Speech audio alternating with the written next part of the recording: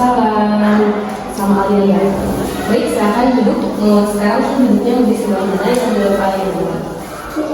Ini saja. Oke, baik. Aku di sini ya. Izin duduk ya. Baik, bagaimana Alia sekarang kabarnya? Lebih better dari sebelumnya. Kamu tadi di sini naik apa? Aku tadi Naik motor. Sama teman-teman kamu? sama sepupu. Sama sepupu. Oke. Nah, di sini kita akan melakukan sesi konseling yang kedua, yaitu kita akan melakukan bagaimana melakukan skema kognitif yang ada di pikiran kamu yang mungkin itu bisa mengganggu diri kamu. Nah, kalau boleh tahu, ketika kamu kan kemarin menceritakan bahwasannya kamu itu tertekan sama nenek kamu kecewa sama orang tua kamu. Nah, ketika situasi tersebut terjadi, apa yang langsung terlintas pada diri kamu?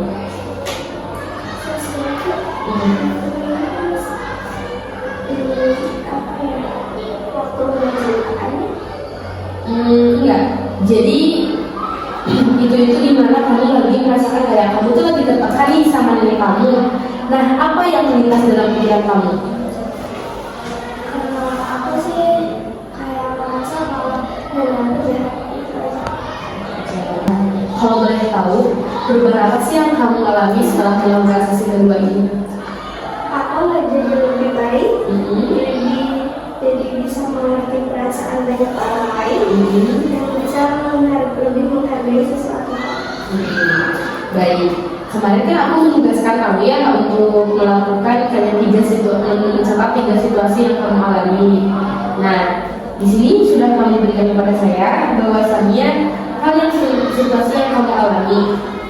Hal yang paling pertama itu ada di rumah aku sering berantem sama mama maupun nenek. Jujur ada hal itu udah bisa jadi makanan sehari-hari buat kamu, meskipun rasanya itu biasa, tapi aku tetap merasakan hal itu cukup sakit. Kadang ujian saja aku menganggap ejekan dikarenakan aku pernah diejek oleh teman-teman dekatku, merasa itu mencurigai hanya sebuah candaan. Jadi kamu selalu merasa diri kamu itu udah biasa melakukan hal-hal yang nenek kamu lakukan kepada kamu, itu malah jadi makanan sehari-hari buat kamu. Dan kamu selalu menganggap bahwasannya ujian yang diberikan oleh teman kamu itu adalah hanya candaan yang terlintas dalam diri kamu. Nah, yang kedua itu di sekolah, Intan yang kamu anggap sebagai teman, tapi ternyata dia adalah musuh kamu sendiri. Jujur kamu cuma dijadiin mesin ATM dia, aku gak bakal ditemenin semisal aku gak kasih dia yang jujur aja sifat dia berbanding balik dengan aku dikarenakan jujur aku bahwa gak sefrekuensi 1% pun bersama Intan. Jadi Intan yang kamu anggap itu adalah sebagai teman, Intan yang kamu anggap itu sebagai sahabat, tapi ternyata Intan itu adalah musuh di belakang kamu. Seperti itu. Dan kamu baru sadar bahwasannya kamu itu ternyata tidak sefrekuensi dengan Intan, dan kamu pun kecewa karena Intan itu ternyata hanya memanfaatkan diri kamu. Oke? Kalau nah, di satu sisi juga kamu masih butuh dia karena kamu masih takut untuk berkomunikasi dengan orang asing. Bahkan ke kantin sendiri pun Alia masih takut, kecuali tidak ada siapa-siapa di kantin. Ya, rasanya berteman dengan Intan itu benar merasakan energi sih ya. Berarti yang bisa dilakukan itu bahwasanya kamu itu sangat membutuhkan Intan, tetapi sisi kamu itu sadar bahwasannya Intan itu bukan teman kamu lah. Tapi di sisi lain kalau kamu tidak ada Intan, kamu kebingungan. Tapi jika ada Intan, kamu merasa bersalah terus diri kamu. Seperti itu. Nah, kalau di poin terakhir apa? Di poin terakhir mungkin sama kayak ibu yang kedua di pertemanan. Aku punya teman yang Nah, itu lebih better daripada Intan. Tapi kalau misalnya dia sama teman-temannya, itu aku jadi kadang ngecewain aja sih. Jadi kamu ada satu teman lagi yang mungkin itu kamu nyaman sama dia, Intan juga sama kamu. Cuma kamu masih merasa gak enak ketika Intan lagi bersama teman-teman kelasnya gitu. Karena kamu juga ngerasain, oh ternyata Intan tuh bukan berteman cuma sama aku aja. Oke, nah di sini aku akan menggambarkan ya. Kamu kan kemarin cerita kamu hampir pernah punya pemikiran buat mengakhiri hidup kamu ya ketika kamu lagi di Bandung ya, betul?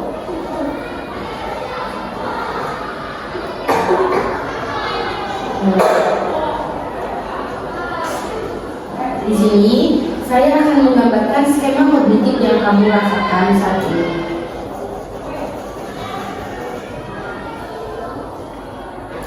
Nah, di sini adalah Alia dengan situasi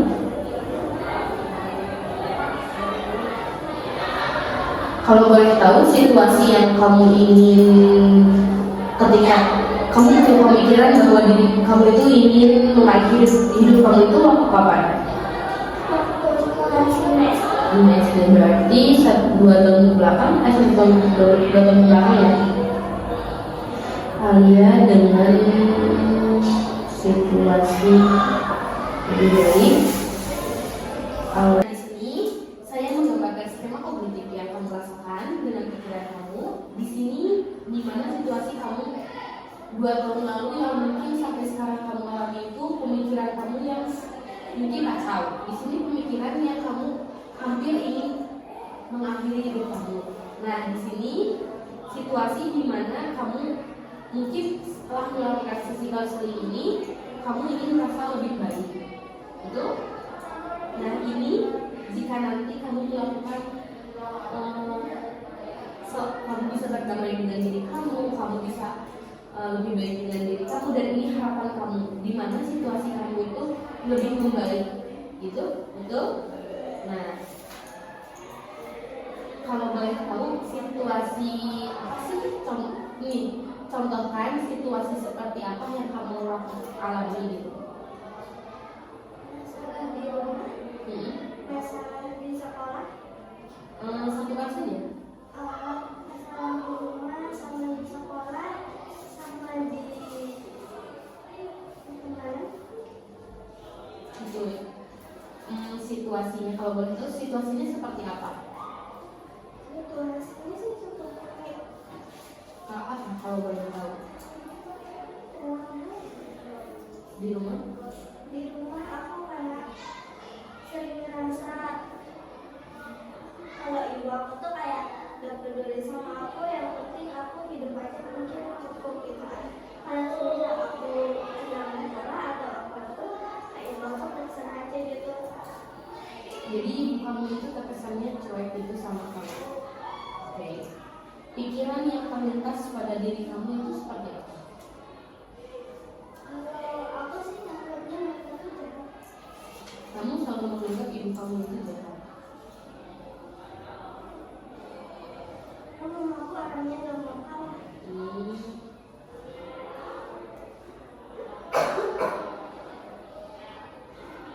Jadi kamu merasa orang mama kamu adalah orang yang termasuk keras kepala, betul?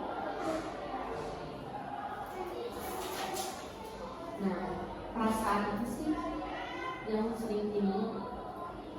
Aku sering merasa sakit hati, terus aku juga kayak pengen banget aku harus kasih sayang.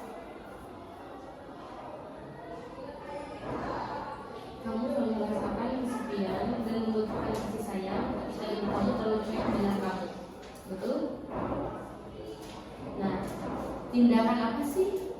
Contohnya, ketika kamu sedang ada di situasi yang kacau, pikiran yang kacau, perasaan yang kacau, tindakan apa yang selalu kamu lakukan? Aku nangis sambil tidur. Nangis sambil tidur. Jadi ketika pikiran kamu sedang kacau, perasaan kamu sedang kacau, situasi kamu sedang kacau, tindakan yang kamu lakukan mengatakan kamu selalu nangis sambil tidur.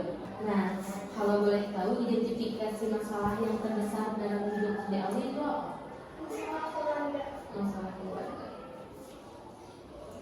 Nah, permasalahan apa sih yang ada dalam diri Dede Auli? Masalah pacaran. Ya, yang sering kamu alami gitu yang membuat kamu mengganggu diri kamu apa? Aku paling kayak dicuekin orang. Itu mungkin bisa membuat diri kamu tidak menyenangkan. Perasaan apa yang tidak irasional menurut kamu? Perasaan aku sedih. Tidak tercampur parah. Sedih campur marah itu menurut kamu tidak irasional.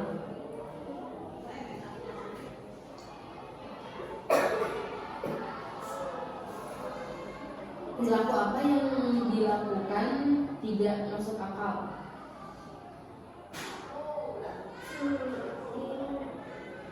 Iya, perilaku apa yang mungkin Alia lakukan yang tidak masuk akal, yang pernah Alia lakukan? Aku pernah melukai diri aku sendiri. Dengan apa? Menggunakan pisau, Di? tangan. Kamu kayak batok gitu, begini. Serius? Apakah ada aplikasi? Udah nggak ada. Tapi masih ada sakit. Benar. Ini bukan diri kamu. Lalu hal apa yang membuatmu berhenti melakukan itu? Karena kayak kalau aku gitu terus kayak bakal merubah masa lalu. Jadi kamu pernah melukai diri kamu dengan pisau di tangan dan kamu berhenti karena kamu akhirnya sadar bahwasanya jika kamu terus melakukan ini, kamu tidak akan mungkin jalan ke depannya tidak akan lebih baik gitu. Kamu akhirnya sadar setelah itu. Nah, kalau boleh tahu juga, kan kamu itu pernah ya melakukan kayak salah diri, terus kamu akhirnya sadar bahwasanya gitu. Akhirnya kamu berhenti melukai diri kamu karena perasaan sadar kamu. Apakah ada hal lain yang mungkin membuat kamu akhirnya sadar tidak melakukan itu? Yang paling aku itu sih kayak kalau semua aku udah sadar, aku nggak bisa makan kurang. Akhirnya kamu sadar jika kamu seperti ini terus, kamu tidak akan bisa makan kebab lagi. Kamu sangat suka kebab? Apakah ada hal lain lagi yang mungkin itu bisa menjadi penyemangat kamu hingga kamu, oke, akhirnya aku berhenti nih tidak melakukan itu? Ada? Alhamdulillah udah enggak. Tapi cepat. Udah apa? Aku bertahan gara-gara anak Anime. Jadi anime adalah penyemangat diri kamu gitu. Oke.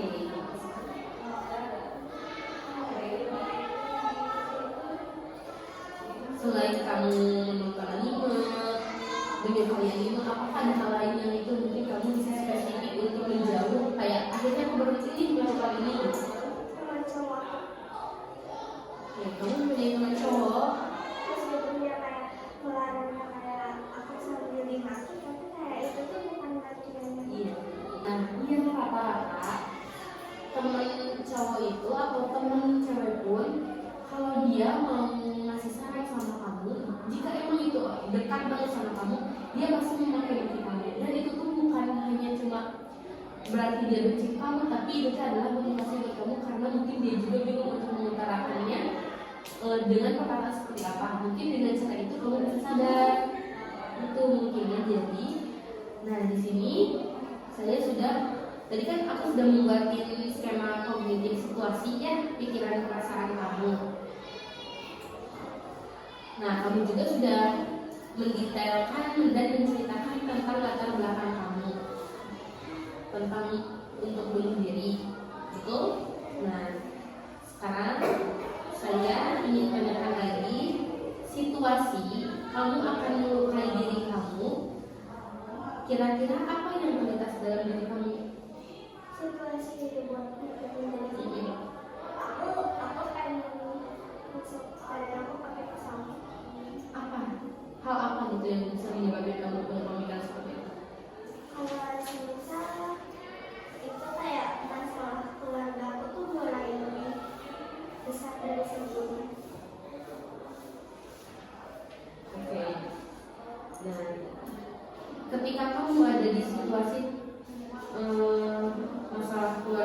kamu, saya ingin bunuh diri, saya tidak ingin ada di keluarga ini, saya mengatakan dengan nenek kamu.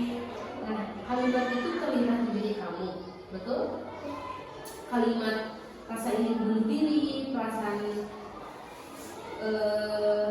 yang kamu rasakan pada saat itu, kamu adalah sangat sakit hati, sering bahwasanya orang tua kamu itu tidak peduli dengan kamu, mami kamu itu jahat sama kamu, seolah-olah tidak perhatian sama kamu. Itu tidak selamanya pemikiran kamu itu seperti itu. Di sini saya akan merangkum dari permasalahan kamu di sisi kedua ini. Nah, di mana kamu itu kan merasa bahwa orang tua kamu itu tidak peduli dengan kamu. Kamu merasa tertekan akan nenek kamu. Kamu hampir ingin melukai diri kamu. Nah, kamu juga merasa tertekan akan hal situasi di rumah, di pertemanan, yaitu di mana Intan yang kamu anggap teman, tapi ternyata Intan itu adalah musuh kamu. Dan kamu juga di sisi lain mempunyai mungkin seseorang yang sangat dekat dengan kamu anggap itu hak orang punya itu adalah diri. Itu hampir ingin mengakhiri kamu, lalu kamu berhenti karena diri kamu akhirnya sadar bahwasanya jika aku mengakhiri hidup hari ini, aku tidak akan bisa makan sebat. Mungkin kamu juga dikasih semangat oleh teman-teman kamu juga mengalihkan pikiran negatif kamu dengan cara menonton anime, mungkin ya kan? Bisa juga menonton drakor, kamu bisa sambil tidur.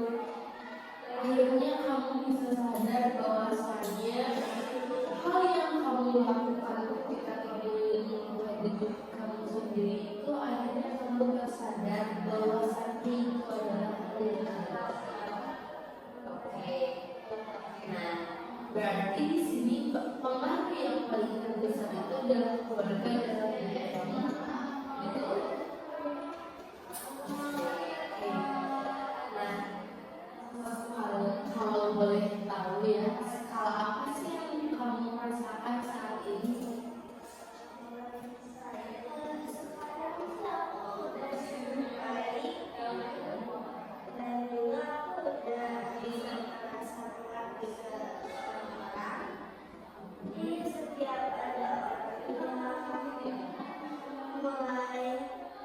Mulai aku kayak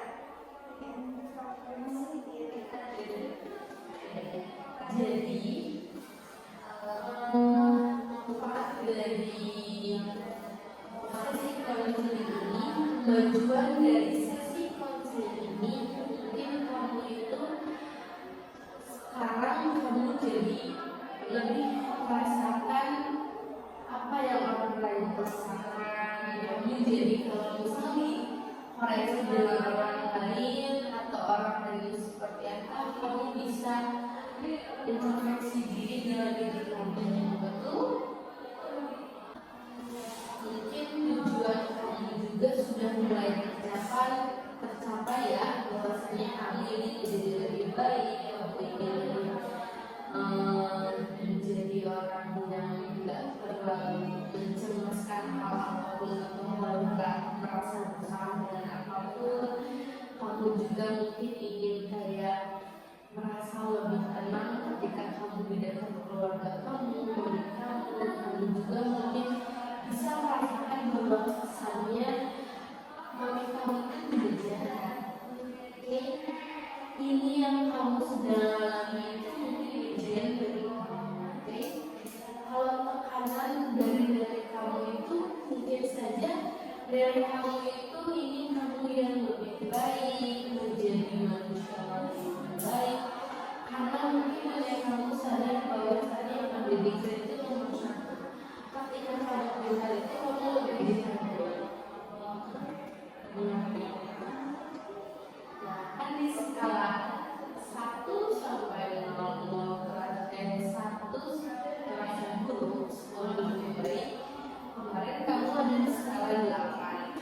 kalau sekarang setelah menceritakan ini kamu ada skala berapa? Nah, baik Alia, sekarang kan kamu sudah di skala 9. Jika kemarin kamu kan masih di skala 5, lalu sudah skala 9, kamu sudah hampir ke skala 8, sekarang udah 9. Kamu sekarang kan udah terbilang kamu lebih baik kayak bebek. Alhamdulillah sekali, itu selalu harapan kamu. Nah, untuk kedepannya jika mungkin itu masih untuk dalam diri kamu ada hal yang mungkin kamu bersedia, kamu bisa hubungi saja untuk mungkin saya kasih waktu seminggu. Jika itu masih terjadi, kamu bisa hubungi saya untuk obsesi konseling yang ketiga. Jika mungkin tidak ada lagi, kamu emang udah lebih baik, kita akhiri di sesi ini. Oke? Terima kasih ya sudah menceritakan apapun itu kepada saya, sudah mencoba kepada saya. Saya apresiasi sama diri kamu. Terima kasih, semangat terus ya. Jangan menghiraukan pikiran orang lain dan jangan pernah berpikir buruk untuk melakukan